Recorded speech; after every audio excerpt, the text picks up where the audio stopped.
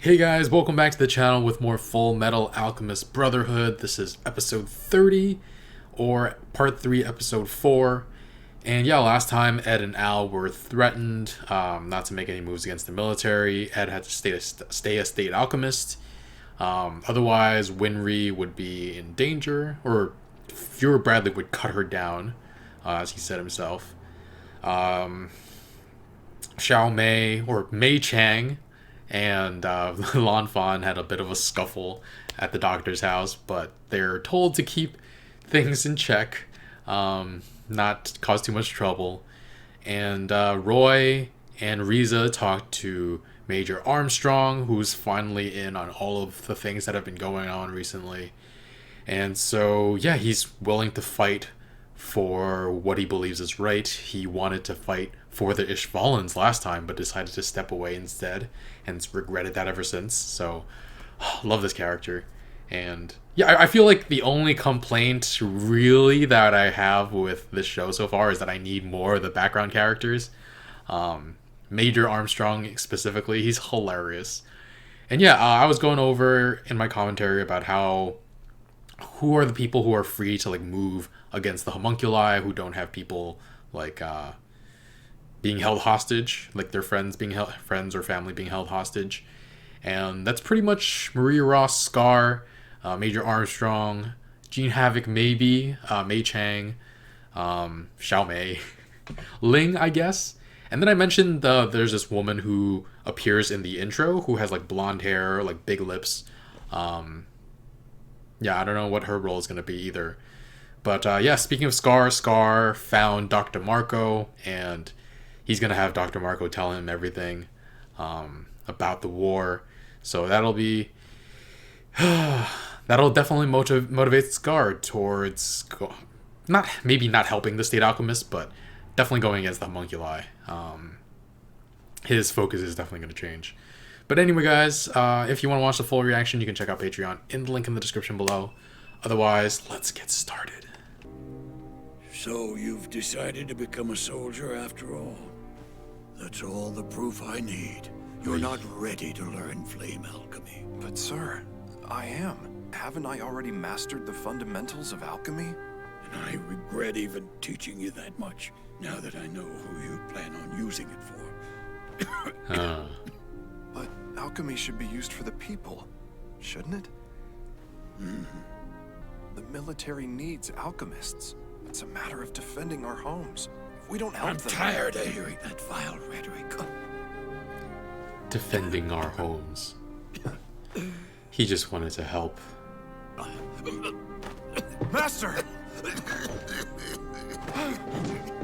If the master didn't right? teach him, Master then... Hawkeye! Look after my daughter.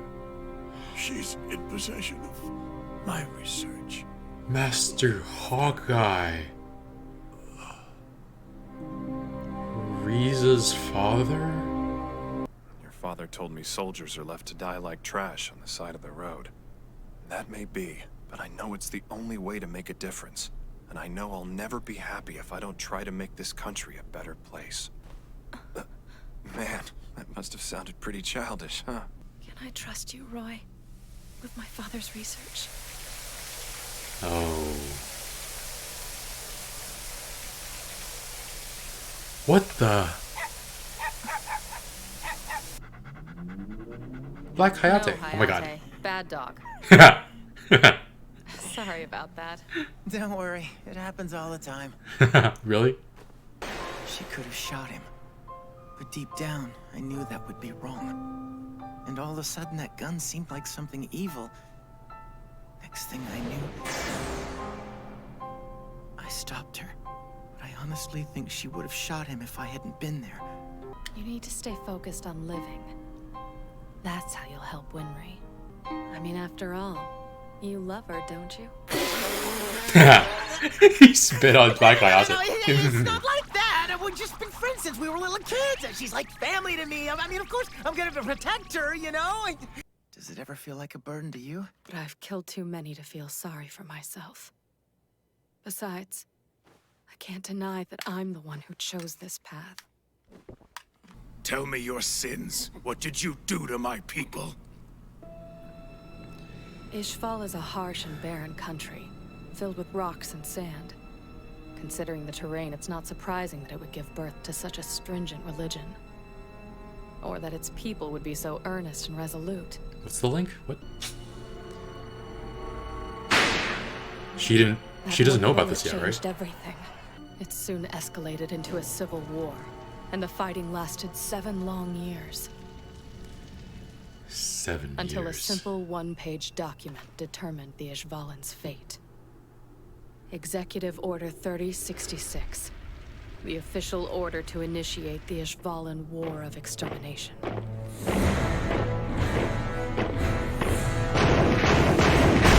The eyes aren't as blue this time. And the desert sand soaked up the blood like a sponge.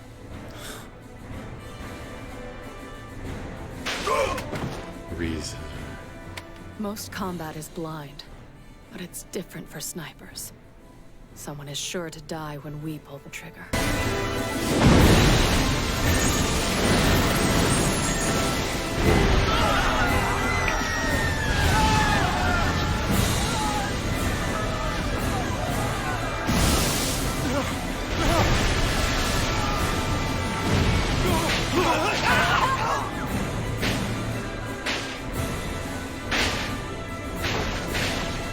They took my leg! Those savage Ishvalan dogs! Damn them!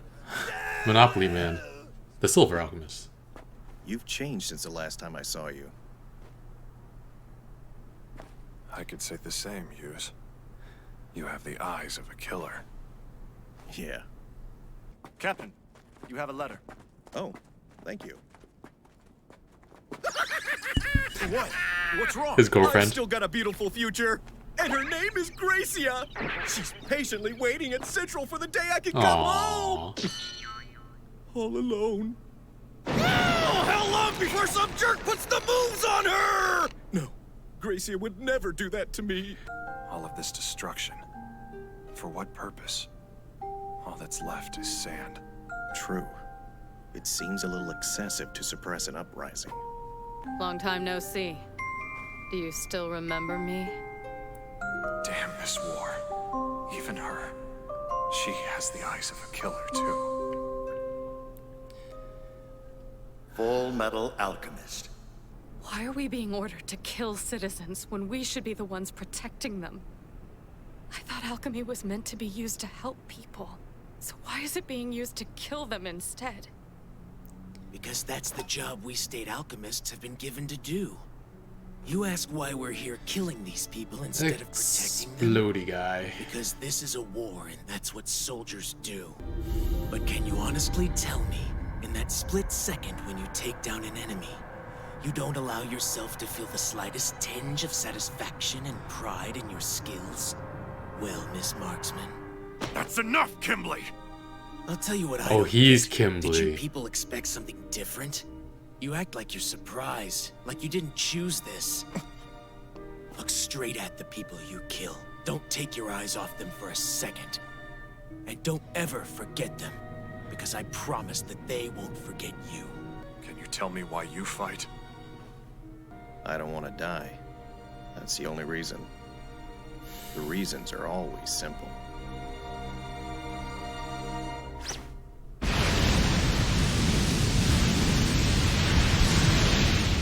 If that's so, what the hell is the reason for this war?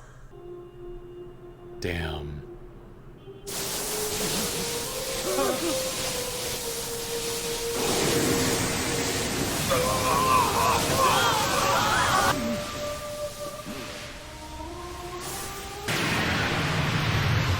You took the lives of my people to create a Philosopher's Stone? What happened to this stone? It was given to Major Zolf J. Kimberly. He was known as the Crimson Alchemist. Oh.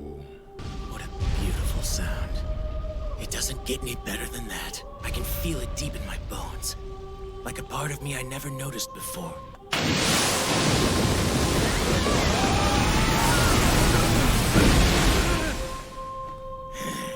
Such a beautiful sound! Like a symphony! This stone is amazing!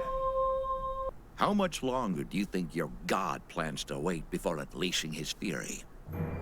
Just how many thousands of lives must I take before he decides to strike me down? You're a monster! If you wish to see me struck down for all these atrocities, use your own hands to do so, not God's. With what little strength I have, I'll do whatever it takes to protect the people I love. And in turn, they'll protect the ones they love. It seems like the least we tiny humans can do for each other. I'm assigning you to be my assistant. I feel like I can trust you to watch my back. You'll be able to shoot me in the back as well. If I ever deviate from this path, then I want you to shoot me. And I'm trusting you to do so. Wow. Do you accept my offer? Of course I do, sir. I'll follow you into hell if you ask me to. The first thing we'll have to do is restore power to the Parliament. We'll take it back from the military and make it democratic again. Only after the full extent of the military's corruption has been brought to light can this country move forward. Those who were praised as heroes during the Ishvalan campaign will be brought to trial as war criminals. Isn't that just like committing suicide? But the homunculi were the ones pulling the strings. They caused the Civil War. Even if they were the ones responsible for it, we were the soldiers who carried it out. That's a lot of personal never avert responsibility. your eyes from death. Never forget the people you've killed. They will never forget the ones who killed them. It's not right. You don't have time to start worrying about us. And you need to get your bodies back. You better get to it. Mr. Armor? Mr. I Armor. just wanted to thank you for your help. You saved both of our lives. My name's not Mr. Armor. It's Alphonse Elric. The little alchemist you screamed at? Little. Well, I'm actually his younger brother. So you're his younger brother, right? You probably look just like him then. How rude! For starters, I am way taller than my brother is, and I don't have a mean face like his, and I'm a much better fighter, too. And I don't have a temper like he does. I'm a gentleman. Oh my god. What? I really hope that you get your body back soon. Oh, well, thank you. He's gone. Sure is quiet in here. Vengeance. Holy crap. I don't know. I don't know if I don't know if I trust that. Would he kill Dr. Marco? I don't know. I wouldn't. But I mean, Scar is hellbent on revenge. And I don't know how they would make a fake body. I mean, he's Dr. Marco's an alchemist, but I don't know if he's capable of that. And we have a flashback episode. I'm going to save the talk about military action and taking personal responsibility for actions during a war for the end of this discussion, because that is a deep topic. But yeah, first we have Roy and his master Hawkeye, Riza's father. That was an interesting reveal, and yeah, he refused to teach Roy flame alchemy after Roy joins the military, but his research was with Riza tattooed on her back, which Roy acts like a ladies' man sometimes, but I get the feeling that he was awkward when she like disrobed to show him the research. Just my headcanon. But Master Hawkeye, he must have known what Amestris's military was like and didn't want his alchemy to be used in a scorched earth campaign against whoever the Fuhrer decided was an enemy. Tiny detail I liked about the episode, though. Black Hayate kind of mauled Ed when he came to visit Riza, and Ed says that this happens all the time, don't worry, which made me think, like, when has this happened before? When he's had other interactions with dogs, and I realized he meant Nina's dog, which then made me very sad. But yeah, Nina's dog just climbed on top of him, jumped on top of him all the time. It's a little funny that even Black Hayate, this like tiny little pup, is able to do the same thing to Ed as well. But yeah, Riza saying that Ed needs to stay alive so he can protect Winry because he loves her, right?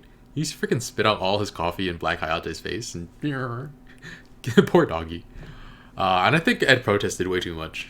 He definitely has feelings there. But yeah, I love how the flashback is told from the point of view of Riza and Marco, and it's fascinating in that some shots, there's some shots that were changed, namely that Mestrian's blue eyes weren't as pronounced as they were when Scar looked at them, which is really interesting. Envy's eyes were still super blue though, which reminds me, I don't think Ed communicated to Roy that Envy was the one who started this war, who shot the little girl. So Hawkeye doesn't know either, right? But yeah, I feel like they know at the very least that the homunculi were responsible. Also, a different shot was Roy talking to Hughes in that flashback about protecting people he loves, and then those people protecting those that they love. That was normally shot from like behind them, but it was shown in a different, like, panning backwards. That was really interesting. But yeah, Riza says that because their land is harsh, that Ishvalan's land is harsh and barren, so it makes sense that it gave birth to such a stringent religion, which, well, I guess they pray to God to give them more resources or something. I don't know what the connection is between, like, harsh and barren land and, like, a stringent religion, but and the 7-year war between the Amestrians and Ishvalans, they called it a civil war, or she called it a civil war. But the Ishvalans were, like, forcibly annexed. Like, is it civil war if they fight to protest being forcibly taken over? It'd be like the way people came in to the United States and slaughtered the Native Americans, and then, like, we declare this land is ours. No, it isn't. We're gonna fight you back. And they're like, oh my god, civil war. Like, that doesn't make sense, right? But I guess when you're the winners, you can call it whatever you want. We see the Iron Blood alchemists who Scar already killed early on in the series. Armstrong puts up that wall to block off the Ishvalan escapees, and then the other military members gun them down. And yeah, we get to see how distraught he is, just in his face. It was nice to see Hughes again. He was already so in love with his wife back then, who was just his girlfriend, and so worried he'd lose his girlfriend to, like, other men. May kind of falls in love with Al now that her affections for Ed are no more, and she finds out that he's taller, better looking, more gentlemanly. Young love. But, like, how old is she exactly? Like, she looks tiny. I don't know. Like, Al is 14, I think, and she looks like she's like 9 or 10. But yeah, finally revealed that Kimberly is Explodey Guy, which is interesting. I still remember the general said that he might not have the nerve to open the gate, but they have him blocked up. I don't know what the reason for that is. I mean, they gave him a Philosopher's Stone to cause maximum damage. Like, maybe they needed a patsy, like a scapegoat for war crimes, and they decided to, like, lock him up. Though I don't see why they would need a scapegoat since they won the war. But yeah, Riza carries that message he had forward from Kimberly to look straight at the people you kill to remember them, because they will remember you. But yeah, interesting that he's locked up. I don't know if he was too enthralled by the explosions and wanted to continue after the war or what. But yeah. So now I think it's super fascinating, this idea that the show is exploring, the questioning of morality surrounding military action, how much personal responsibility soldiers should have for their government's orders.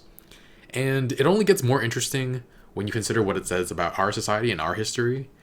Like, living in the United States with our history of military action and interference in foreign affairs. Okay, so some other countries, they have, like, a standing army for defense, and when it's peacetime, the countries have them do, like, infrastructure projects and the like, which is a great plan.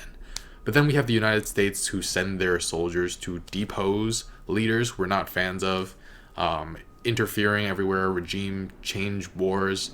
But then we have the United States who send their soldiers to, like, fight wars we have no business being in, like killing innocents. Now, I'm not gonna say the soldiers themselves are in the wrong. Like, what they did was wrong, but Many of them thought they were doing the right thing and believed their government was doing the right thing. And though there is also a report out that said like 90 to 95% of people who join the US military in recent years do so for the money, which just also speaks to how our economy is doing. Like, people will literally go and risk their lives because there aren't good enough economic opportunities. But yeah, I mean, the freaking government said, like, oh, weapons of mass destruction in Iraq, when of course there were none. But we killed 200,000 people in that region. Anyway, no, sorry, we killed 200,000 innocent civilians in that region, not just 200,000 people. So naturally, there are soldiers who regret going there and getting involved in a sham war, killing so many innocent people. But okay, like, how much do you blame the soldiers themselves? The writer of Fullmetal Alchemist Brotherhood has Riza say that they should be prosecuted as war criminals, so that even though they were manipulated into this war, they should still take the personal responsibility and be tried for the war crimes. And I mean, in this situation, it's difficult because I mean, I definitely blame Kimberly for sure, because he took delight in his explosions and showed no remorse. But just because you do show remorse doesn't mean you weren't guilty of the same crimes. And just because you show regret, it doesn't mean you didn't kill those people. So I don't know if I can bring myself to say that I don't blame Riza, Roy, and Hughes. I do think that I think they should be tried for war crimes? I feel like that's going very far. But then, like, what about the Nazis who were just following orders? Like, if you blame the Nazis who were just following orders, then do you have to blame Riza, Roy, and Hughes, no matter how much we like them as characters? I'm glad they left Armstrong with his hands relatively clean. Well, he still had a lot of people killed, but like, he stepped away because he couldn't continue this. But I'm also a big believer that if you see injustice happening and you do nothing, you're kind of complicit as well. Like, if you see someone being assaulted on the street and you just like keep walking, you're saying your actions show that you don't think there's anything wrong with that, because you just ignore it. But I guess, like, all this throwing around of blame isn't super helpful. Like, it made Armstrong want to fight back this time so that the same injustices won't happen again. And it's different in the U.S. wars because none of them were outright genocide, or you could argue that none of them were genocide. But at the same time, when the Iraq War started, I was in 7th grade at Hunter High, and like 80 to 90% of the people in my grade knew that the weapons of mass destruction were just an excuse for Bush to meddle in the Middle East.